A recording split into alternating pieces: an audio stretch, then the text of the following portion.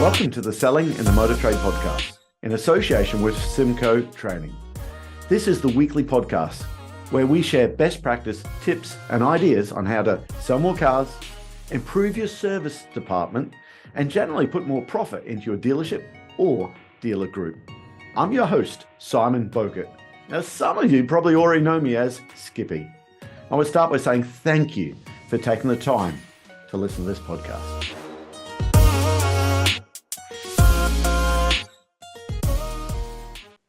Perfect. So, okay, mentoring, giving back. And you have said hire for will over skill. And again, I love that phrase. There's lots of catchphrases I've read about you or heard you in podcasts over the years.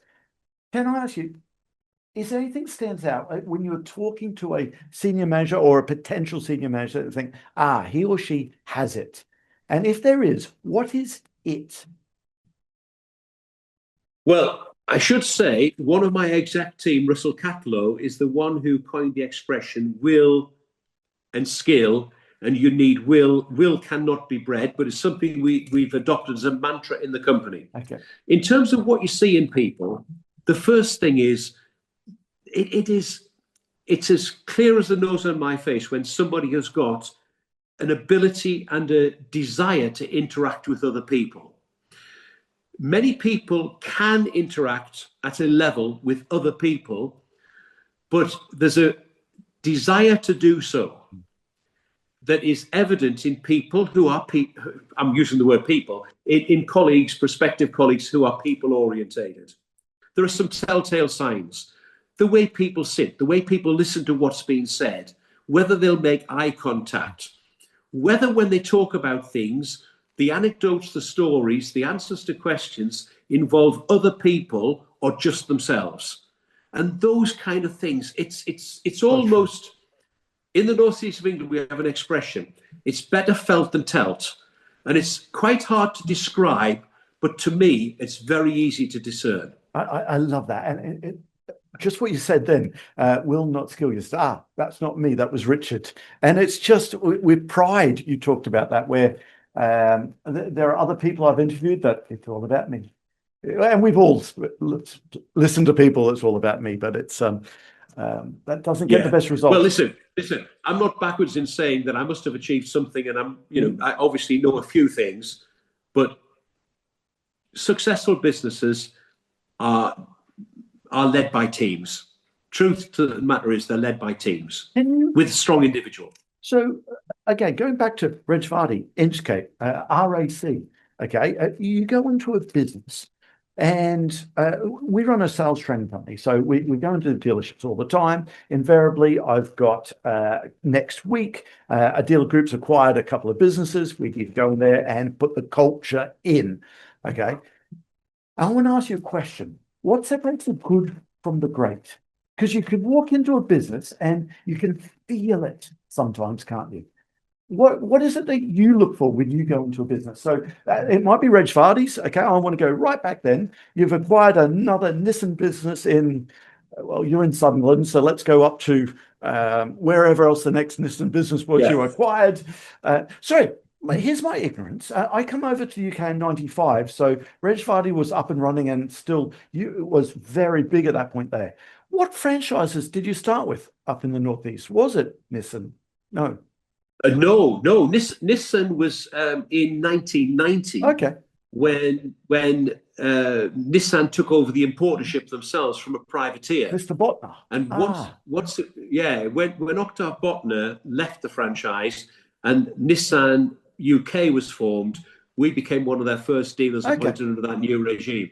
Before that, we were heavily Vauxhall and Rover cars, and Jaguar Land Rover and Aston Martin and Rolls-Royce. We were a very interesting company in that we had very good representation in the outright luxury and premium, but also very, very strong in outright volume. We were one of the few companies at that stage that were very much foot in both camps. So we were very strongly Vauxhall and Fiat and Rover cars in the volume side of the business, and Jaguar Land Rover Sorry, I beg your pardon. Jaguar, Land Rover came much later. Mm. Jaguar and Rolls-Royce, Ferrari and Aston Martin on the premium side. So you've acquired one of these businesses. What separates the good from the great? Okay. What do you look for when you look at those businesses? Right. You'd look for that in terms of the business and its feel and the people in it. Mm. And the first thing that I would always do, walk the business and detect what I would just call the feel, the tempo of the business. Okay? I'll illustrate best by example. When we acquired a big Ford dealership in the mid to late 1980s, or was it early 1990? I forget now. Once we completed the acquisition, I asked to tour around the business and meet every colleague. The person who was then the general manager of that business, leading me out of the showroom into the parts and service department, which was down on a lower floor, Mm-hmm. opened the door to the broom cupboard. Wow. He did not know How to find. to go down into the area, the mezzanine floor that was the parts administration area. This was a very big parts business. And let me tell you, it was worse than that. When we went in, a young lady, as bold as brass, said, "So which one of you guys is the new guy then?" She had never spoken to the general manager of that business. Now, sorry, so you can detect that very, in very a quickly. heartbeat. Yeah. Absolutely. You can tell whether a business has got a leadership group that's engaged with the team. You can tell whether there's pace, whether there's focus.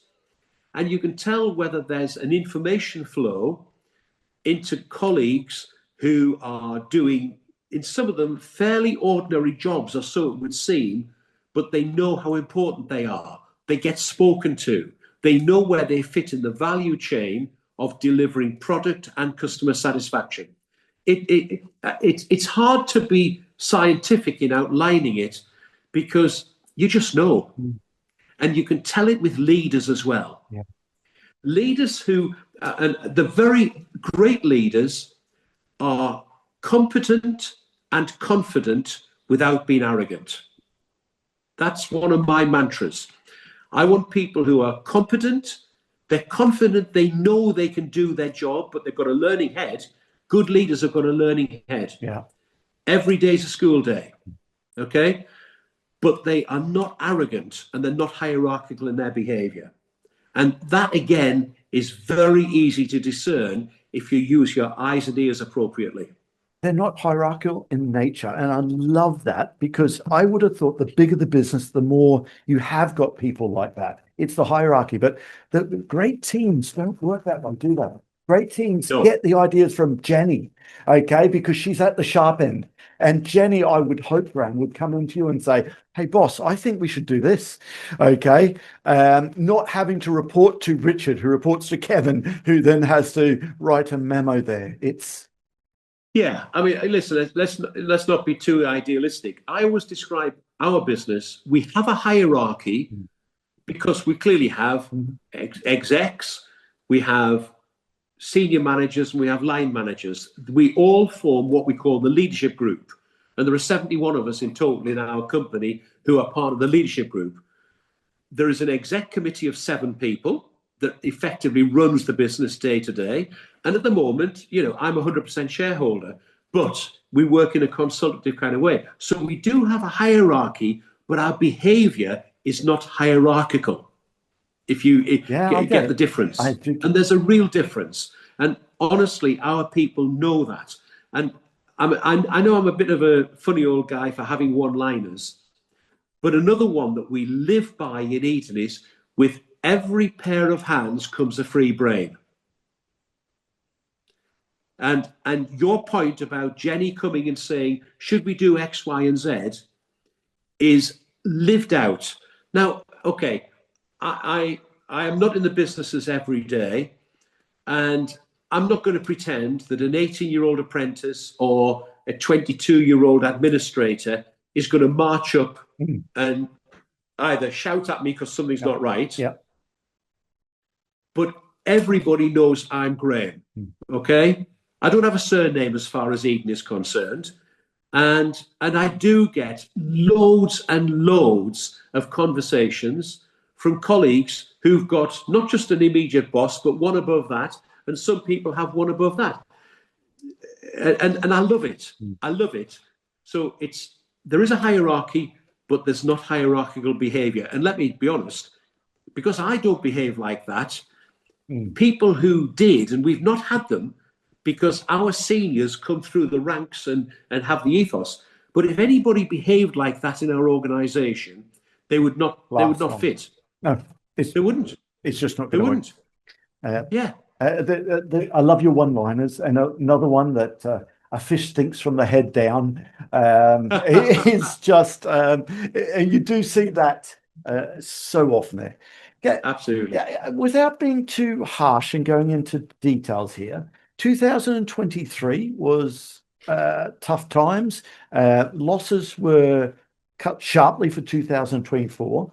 I mean, there's lots of businesses that went through tough times. And I'm not one for talking ourselves into recession. If the hot dog story, the man who puts himself into and out of a recession, or we don't have time for that. That's one of our training sessions. We've got to be careful of not talking ourselves into it. But I want to ask you a question without being too dramatic. When things are tough, how do you keep the team motivated, customer facing team, when the pressure is on in every department? Yes. Yeah. Well, you've illustrated for the context of our relatively recent performance, and let's not mince words. 2023 was I was going to use the word unbelievable, but it did happen. But it was unacceptable and really, really hit us as a team. And what hurt us, hurt me, and hurt the entire team, was that some of it was of our own making. The marketplace was tough. One or two of our biggest partners went through a particularly difficult phase. I was responsible for starting some development initiatives that I thought would help us to be a better retailer. Number one, they didn't work. Number two, we couldn't afford them at the time, so we had to stop doing it. And to be honest, I probably stepped back a little bit from the business to try and encourage maturity at just the wrong time.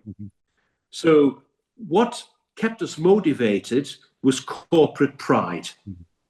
And let me tell you, whilst the financial losses were mine, the reputational and lack of success loss in our team was felt very, very keenly. And the determination to turn things around by being the best Eden that we can possibly be, I didn't have to coach in at all. Perhaps it was helped by the reaction being relatively calm, and there was no blame culture. There was a let's fix it culture. And my team, and it washed all the way through all of the leaders in our company, were committed. The year of the huge loss is not Eden. We need to prove again what Eden is. And our stakeholders were frankly amazed at the rate of recovery that we achieved in 2024, which was virtually to break even. Very tiny loss from a huge loss the year before. Not proud of the loss, not proud of a break-even year, but the turnaround I'm very proud of. Very proud of the turnaround, which was us at our best, working together, committed to success, not doing anything that's wasteful, and not looking through the rear-view mirror saying, oh, me miserum, how did that happen? It was, let's get back to doing what we do best. And whilst I can't say too much at the moment, 2025 has been a good year. Very good. Very good. So what advice would you give to a person listening to this podcast who wants to make their first step into management? Because we have a lot of people that, and the first step into management might be a service advisor going to service manager. It might be a salesperson to their first manager or their first head of business role there. What Yeah. advice would you have for that person? Um, well, there individual circumstances need some specific suggestions and solutions, but in general, I would say do not get carried away with a manager title and believe that that says you know everything, and dare not say to your team or to peer group that you don't know the answer. In my experience, and I got this when coming from a good progressive career in Marks and Spencer into the motor industry, and I knew nothing. I suppose my innate confidence and the fact that I'm not hierarchical meant I just asked technicians and parts people, sales managers, salesmen. I was like a sponge. If you are confident that you know enough to lead on the key things, then your team will actually like the fact that you seek their advice. How should I do such and such? How do you do X, Y, and Z? And so part of leadership, leadership rather than management, is to be prepared to use expertise around you and not behave as if you're a tin god who knows the answer to everything. That the latter route will lead to disaster. Yeah. The former route, I think, will allow you to develop as a manager. And don't see questioning as weakness, and don't stop making questions as weakness, and don't see team members questioning and to a certain extent challenging as being a disaster. As you indicated earlier on, Simon, quite often colleagues who have no aspiration to be in senior management will have very good ideas. Practitioners often know how to do the job better than leaders. Sorry, I'm rattling on too much. You're not at all. You're not at all. You don't have to be the expert at everything. Have the ability to say, I don't know. Let's have a look at it. Let's work it out together. And the practitioners, that's why they are. I don't know if you know how to take the gearbox out of a MG. I know I don't know, but you can still lead that team there. Yeah, you definitely can lead that.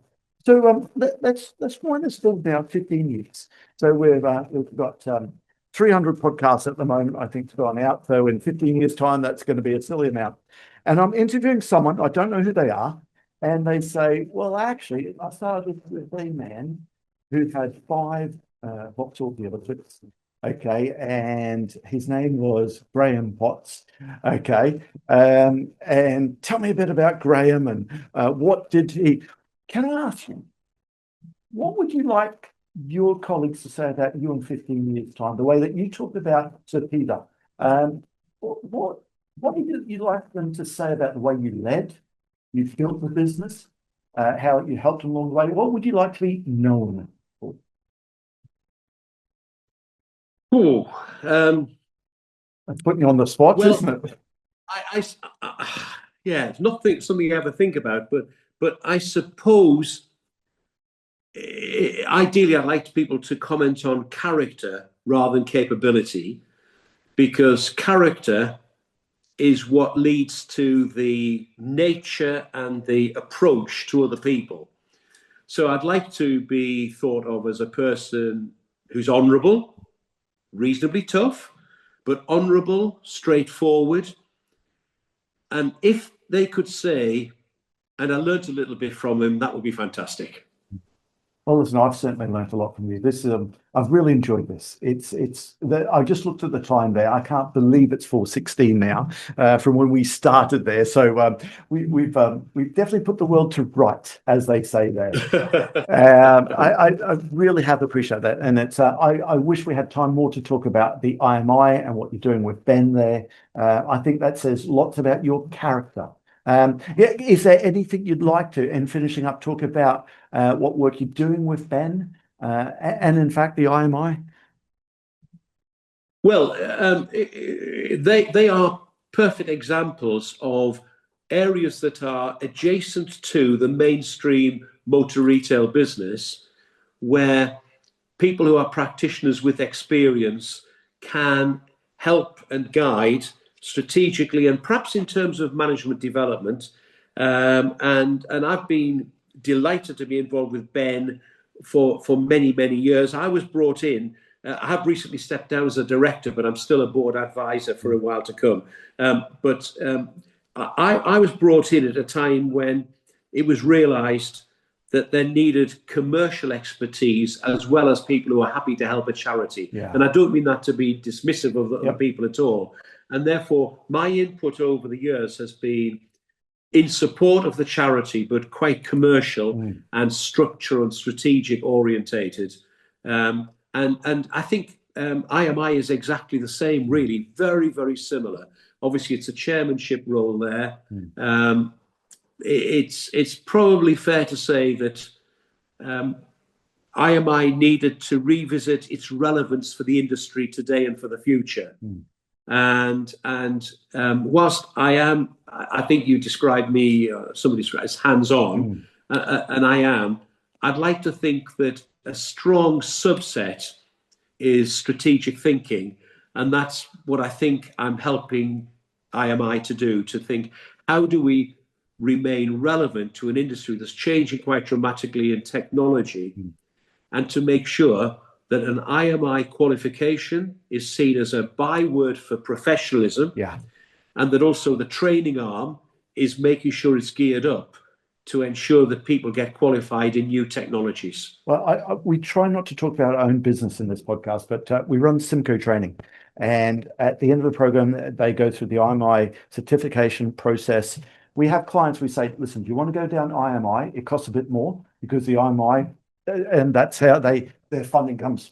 And I tell you what, the service advisors, they love to have that qualification from the IMI, and I think that needs to be built there. And I this is a conversation I'd love to have, maybe not on this podcast, but how they can do even more, because I see it at the sharp end that we don't just run training courses. It's like when it comes to recruitment, you go through our training program, you're IMI approved at the end of it. And even at recruitment, you've got salespeople, service advisors saying, I want to go with that business now because I'm going to get something, not the other business there. And well, IMI originally was a professional body to demonstrate membership would indicate that you'd achieved a certain professional standard. And the epicenter has moved over time. And I think the new leadership are saying, let's get this balance right, that an IMI qualification either earned through technical training or through professional examination as in management and leadership should mean something in the industry. And the training has got that resonance. The professional membership side needs refreshing, I think it's fair to say. Yeah, it does. It does. Graham, I could talk forever here, so I'm conscious of your time. As you know, I could, so I'm sorry I've taken so much. Not at all. I've really enjoyed this. So it leaves me to say thank you so much for this. Do people find you on LinkedIn? If people want to reach out to you and give you Graham Potts at LinkedIn. Thank you so much. Well, thank you for inviting me. I've enjoyed the conversation too, and I hope it's of interest to some people. Thank you very much. That just leaves me to say that all details of this episode and other episodes on the selling in the motor trade can be found on our website, symcotraining.co.uk. Go there to get a copy of our book, Words That Sell Cars. Go there to sign up to a free trial of our Sales Fitness online sales training program. Easiest way to get hold of me is Simon Bowkett through LinkedIn.